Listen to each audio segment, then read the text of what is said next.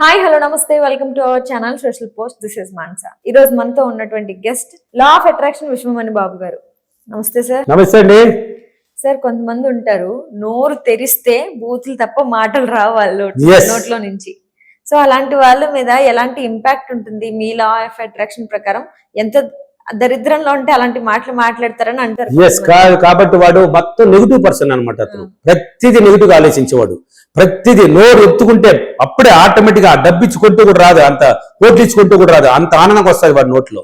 ఆడైనా కొంతమంది ఆడవాళ్ళు ఉన్నారు, మగవాళ్ళు ఉన్నారు. ఇదంతా గ్రామాలు ఎక్కువ చూసేస్తారు. మా ఏరియాలో నిద్ర లేస్తే గొడవలు స్టార్ట్ అయ్యేది. మా గ్రామాలు ఎక్కువ ఉన్నాయి. నిద్ర లేచి ఏదో ఒకటి ఏమో ఒకటి స్టార్ట్ అయ్యి ఉంటాయి. ప్రతిరోజు ఒకటి చూడొచ్చు, వినొచ్చు, చూడకపోయినా వినొచ్చు.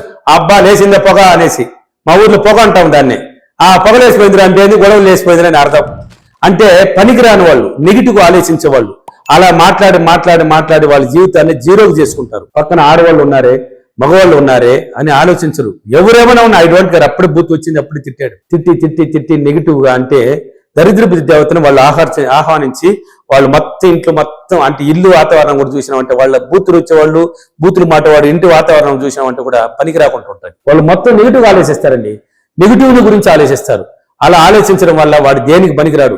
ఒక మంచి జీవితం, ఒక కారుని అనుభవించలేడు, ఒక మంచి తిండి తినలేడు, మంచి పిల్లల్ని పెంచలేడు. ఒక పిల్లలు కూడా ఎనీ టైం బూతే కదా. నువ్వు ఏదైతే ఇస్తావో అది వేల రెట్లు నీ దగ్గరికి వస్తుంది అని సైన్స్ చెప్తుంది. నువ్వు ఏదైతే ఇస్తావో అది వేల రెట్లు నీకు ఇస్తుంది అన్నాను.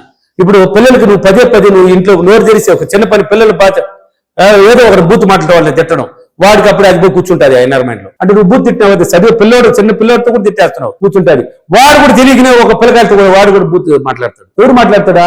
వీడు కూడా చదివే దగ్గరికి వెళ్తాడు కదా, అక్కడ బూత్ మాటలు ఆటోమేటిక్ వచ్చేస్తుంది.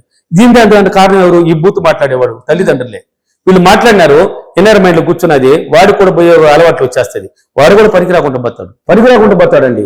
మనం చాలా మంది వింటూ ఉంటారు, కొంతమందికి దానికి లెక్క పెట్టరు. వాడి యాదవా, వాడు నోరు తెరిచి తింటే దాన్ని మనం లెక్క పెట్టరు, తీసుకోరు. వాళ్ళ పని ఏం చేసుకోరు. కొంతమంది ఇంట్రెస్ట్ గా నిలబడి ఉంటారు. వాడు మాట్లాడేటప్పుడు ఆ బూత్ మాటలు నిలబడి వినేసిపోతా ఉంటారు. వీడొక పనికి రానోడు, ఎవరో ఒక పనికి రానోడు, వీడొక పనికి రాడు. కొంతమంది గొడవలు వేసుకుంటూ ఉంటారు.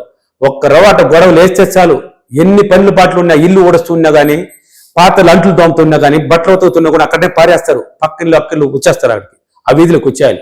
ఇదంతా ఎక్కువ గ్రామాల్లో జరుగుతుంది. ఇప్పుడు సిటీలో కూడా జరుగుతున్నాయండి. చూశాను, నేనే చూశాను. హైదరాబాద్ లోనే చూశాను. మా అసిస్టెంట్ లో చూపించారు నాకు.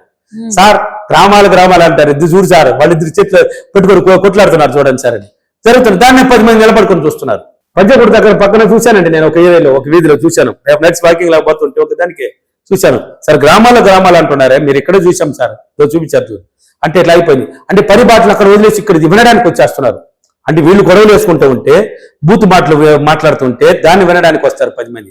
అంటే భార్య భర్తలు మాట్లాడుకొని లేక పక్క వారితో మాట్లాడి బూత్ మాటలు మాట్లాడితే వాళ్ళు తిట్టుకుంటూ ఉంటే దాన్ని వినేసిపోతారు 10 మంది. వీళ్ళు ఒక పనికి రాని వాళ్ళు, వీళ్ళు కూడా పనికి రాకుండా పోతారు. కొంతమంది లెక్క పెట్టుకుంటే వాళ్ళు వెనుకుంటూ పోతూ ఉంటారు. వాళ్ళు మేధావులు, వాళ్ళు తెలివైన వాళ్ళు, వాళ్ళు అదృష్టవంతులు, వాళ్ళు ధనవంతులు. దాన్ని పట్టించుకోరు. వాళ్ళ స్థాయి మన స్థాయి ఒకటి కాదు కదా అనేసి వాళ్ళు లెక్క పెట్టరు. వాళ్ళు వెళ్ళిపోతారు. ఇక్కడ ఉండడానికి ఇష్టపడదు వాళ్ళ మైండ్. అంటే వాడు పనికిరానవాడు మన స్థాయి వాడి స్థాయి ఒకటి కాదు, వాడు నేను ఒకటి కాదు కదా అని ఆలోచిస్తారు. కాబట్టి వాళ్ళు పాజిటివ్ ఉన్న వాళ్ళు వెళ్ళిపోతూ ఉంటారు. ఇలా మాట్లాడి పిల్లకాయల జీవితాన్ని వ్యర్థం చేస్తారు. భార్య జీవితం వ్యర్థం అయిపోతుంది, కుటుంబం మొత్తం వ్యర్థం అవుతుంది. ఇతరుల పలుకుబడి కూడా పనికి రాకుండా ఉంటుంది. వాడికి పేరు ప్రతిష్టలు కూడా పనికిరాని పేరే ఉంటుంది. వాడు మొండనాయాలి రా, వాడు వేస్ట్ నాయాలి కదా. సింపుల్ గా నేనేస్తారు వాడి గురించి. ఎప్పుడైతే బూత్ మాట్లాడుతుంటారో వాళ్ళ గురించి ఇతరులు కూడా ఏమంటారు, వాడు వేస్ట్ పెలో, ఏం పెలో, వేస్ట్ పెలో, ఈ కారణం దీని కారణం నువ్వే. అదే మంచి మాటలు మాట్లాడు, వాడా తెలివైన వాడు, మేధావిరా, చూడు వాడికి వీడికి కంపేర్ చేయి. మంచిగా మాట్లాడేవాడు, బూతులు లేకుండా మాట్లాడేవాడు, వాడి గురించి ఎక్కడైనా టాపిక్ వస్తే వాడు మాట చాలా తెలివైన వాడు, వాడికి ఎంత పేరు వచ్చింది. ఈ బూత్ మాట్లాడేవాడికి ఏం పేరు, వాడు వేస్ట్ పెలో రాయాలి. సింపుల్ గా చెప్పేస్తారు వాడిని. బూతులు ఏమి కూడా చెప్పరు, వాడు వేసినా కొడుకు, వాటి గురించి ఎందుకు అంటే వాడు పనికి రానివాడు అని పేరు వస్తుంది. కాబట్టి బూతులు మాటలు నిలపండి. మాట్లాడి ఇంకటాల నుంచి అయినా ఎవరైనా సరే పిల్లల జీవితాన్ని చెడిపేస్తున్నారు. బూత్ మాటలు మాట్లాడి పిల్లల జీవితం, కుటుంబ జీవితం అడిపోతుంది. సమాజంలో వేస్ట్ పిల్లలు పేరు వస్తుంది, పనికి రానివాడు అని ఒక పేరు వస్తుంది. ఇది అవసరమా? ఎవరైనా బూత్ మాటలు మాట్లాడినా, పనికిరాని మాటలు మాట్లాడినా ఆపుకోండి. ఇంకటా నుంచి పాజిటివ్ మార్చండి. పిల్లల్ని తిట్టకండి, భార్యలను తిట్టకండి, భర్తని తిట్టకండి. పిల్లలు కూడా భర్తలను తల్లిదండ్రులను తిడుతూ ఉంటారు. కొంతమంది పిల్లలు కూడా అంటే ఎదురుగా తిట్టకపోయినా మరుగ్గా తిట్టుంటాడు. ఇటువంటి నా కొడుకు మా అబ్బా ఇటువంటి వాడు అనేసి అలా తిట్టకండి, దాన్ని మర్చిపోండి. మీరు ఏది ఇస్తారో అది వేల రెట్లు మీకే వస్తుంది, ఎక్కడికి పోదు అది.